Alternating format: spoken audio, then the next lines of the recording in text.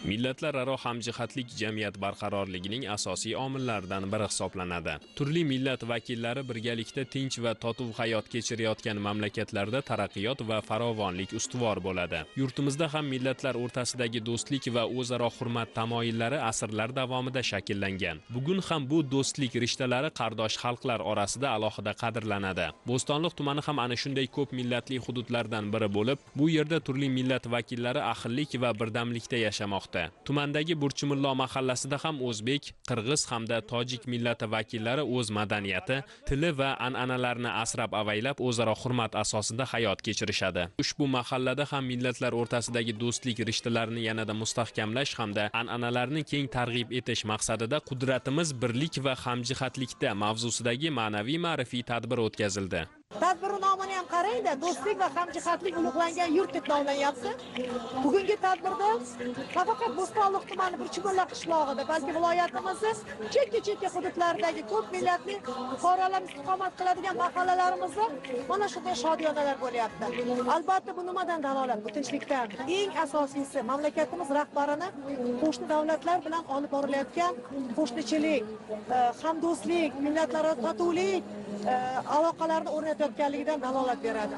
Mamlakatimiz bo'ylab 130 ga yaqin millatlar istiqomat qilsa, Toshkent viloyati 80 ga yaqin millatlar istiqomat qiladi. Siz bugungi mana shu Bo'stonliq tumani Burchimillo qishlog'ida ham ko'rib turibsiz, hamma millatlar jam bo'lgan. Yoshlarimiz onaxonlar bilan birgalikda kechadan bir milliy taomlar tayyorlashdi.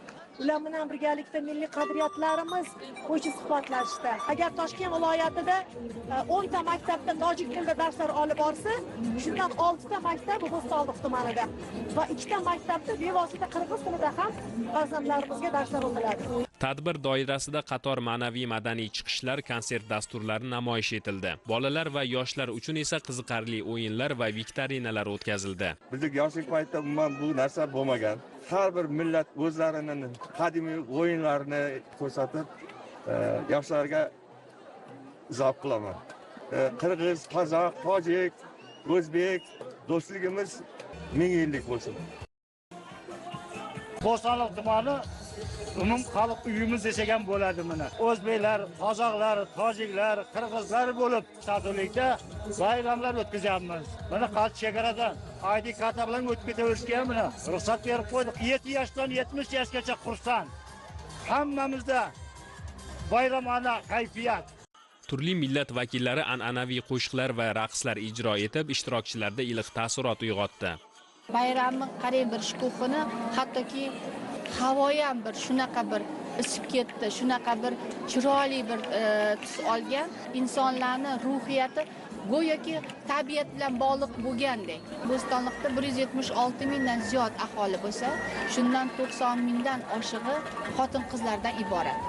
Bu xotin-qizlarimizni ichida har xil millatlar o'zini bir kichik sexlarini ham ochgan, kichik bir tadbirkorligini ham yo'lga qo'ygan. Hozirgi kunda xotin-qizlarimizni bandligini ta'minlash bo'lsa, mana o'sha Bo'stonliq tumanini lider tadbirkorlari shu tadbirkorlikni yo'lga qo'yib, bir tadbirkorga 10 shogird tizimi bo'yicha ishlar olib borilmoqda. Ushbu tadbir xalqlar o'rtasidagi hamjihatlik va do'stlikni yanada mustahkamlashga xizmat qiladi.